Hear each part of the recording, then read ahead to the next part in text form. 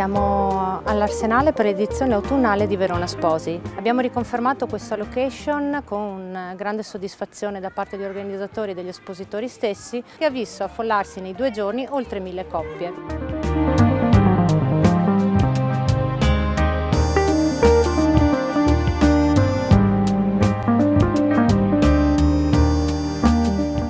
Oltre alla parte espositiva sono stati organizzati dagli espositori dei corsi di make-up e trucco dedicati alle giovani spose per un trucco differente dal solito.